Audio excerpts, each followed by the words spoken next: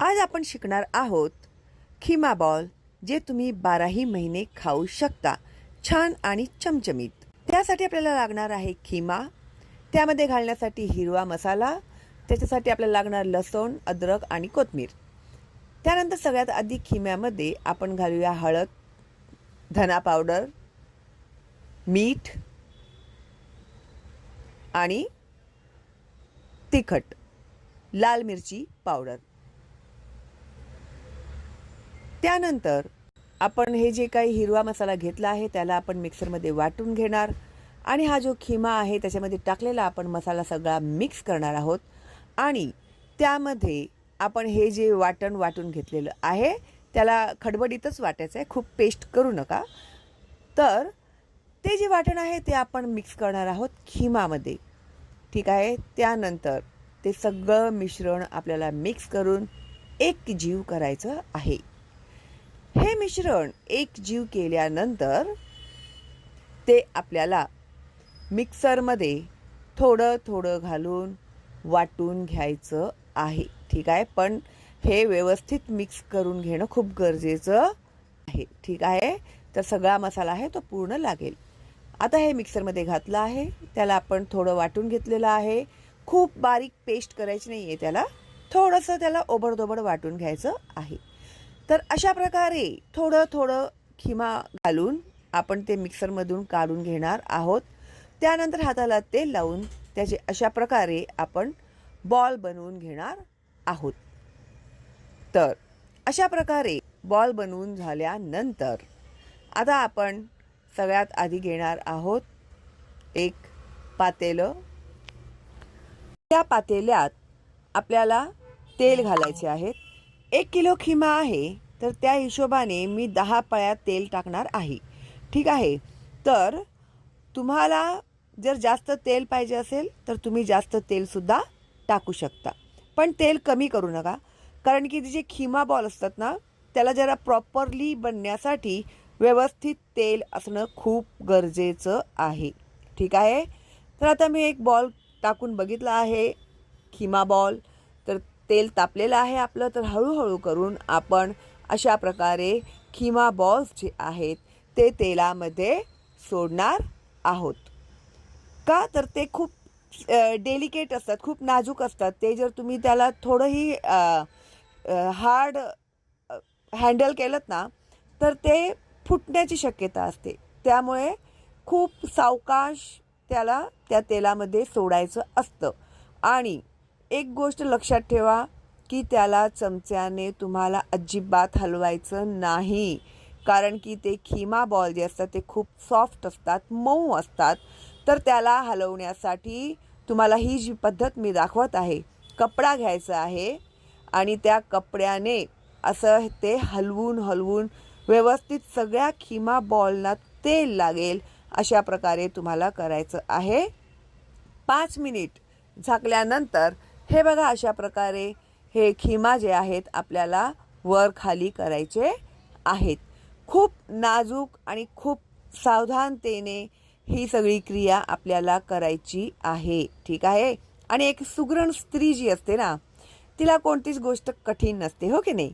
तर अशा प्रकारे बघा, हे खिमा बॉल आपण हलवल्यामुळे ते फुटत नाहीत, खराब होत नाहीत, ठीक आहे। एकदा ते सेटल झाले ना त्या तेलामध्ये की मग तुम्ही चमचा घालून फिरवल्या तरीसुद्धा ते खराब होणार नाहीत। हे बघा, मी तुम्हाला आता चमचा घालून पण दाखवलेला आहे। एक बॉल, खिमा बॉल जो आहे मी तुम्हाला फोडून दाखवत आहे। बघा, हे व्यवस्थित आणि खूप छान शिजलेलं आहे।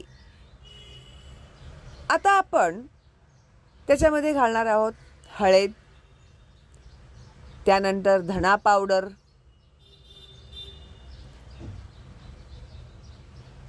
त्यानंतर ह्याच्यामध्ये गरम मसाला कोणताही वापरू नका आणि जाडं मीठ। ह्या सगळ्या गोष्टींसाठी ना जे लिक्विड करणार आहोत ना आपण, त्यासाठी मी नेहमी जाडं मीठच वापरते। जे लोक माझे रेग्युलर व्हिडिओज बघतात त्यांना माहितीच असणार। त्यानंतर त्याच्यामध्ये परत आपण टाकणार आहोत तिखट। ह्याच्या आधी जो मसाला आपण टाकला होता तो फक्त आणि फक्त ते खिमा बॉल बनवण्यापुरता होता, पण आता खिमाचा चमचमीत रसा बनवण्यासाठी आपण हे असं वेगळं परत प्रिपरेशन करून घेत आहोत. तर हळद, धना पावडर, मीठ आणि तिखट घातल्यानंतर मी हे मिश्रण परत हलवून घेणार आहे. ठीक आहे.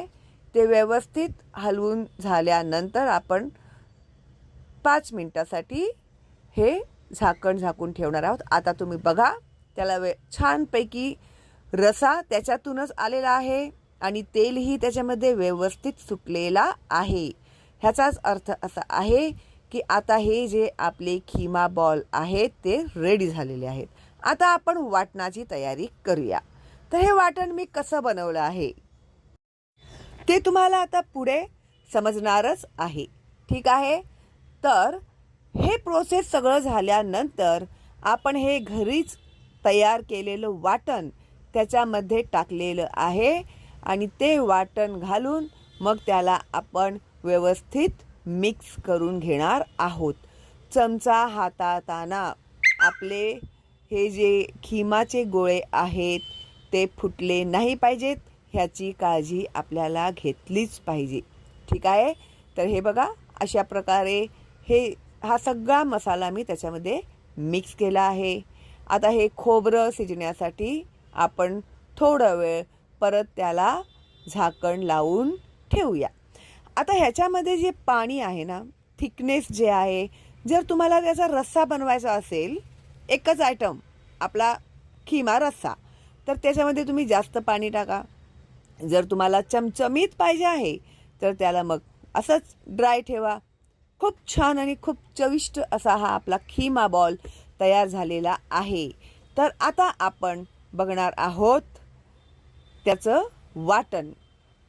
तर वाटण करण्यासाठी सगळ्यात आधी मी घेतलेले आहे खोबरे खूप जाड होते, मोठे होते, म्हणून मी परत ते कापून घेतले. त्याच्यामध्ये घालण्यासाठी आहे बघा, दालचिनी, लवंग, काळी मिरी, लसूण, अद्रक आणि तो जो आपण खिम्यामध्ये मिक्स करण्यासाठी ठेवलेला होता ग्रीन मसाला, तो ग्रीन मसाला एक्स्ट्रा होता, ते मी त्याच्यामध्ये मिक्स केलेलं आहे. आणि शहाजिरा आणि त्याच्यामध्ये थोडेसे मी तीळ टाकलेले आहेत.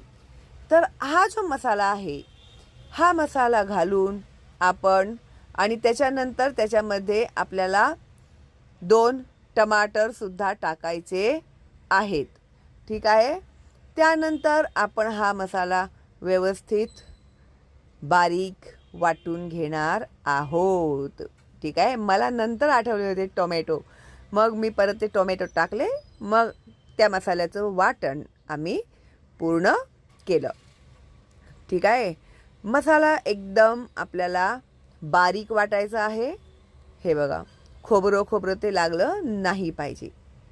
ओके. मग हा मसाल्याचं वाटण मी त्या खिमा बॉलमध्ये, तर अशा प्रकारे आपला हा जो खिमा बॉल आहे तो पूर्ण झालेला आहे. पुढच्या व्हिडिओमध्ये मी मटण कसा तुम्ही बनवणार ते शिकवणार आहे.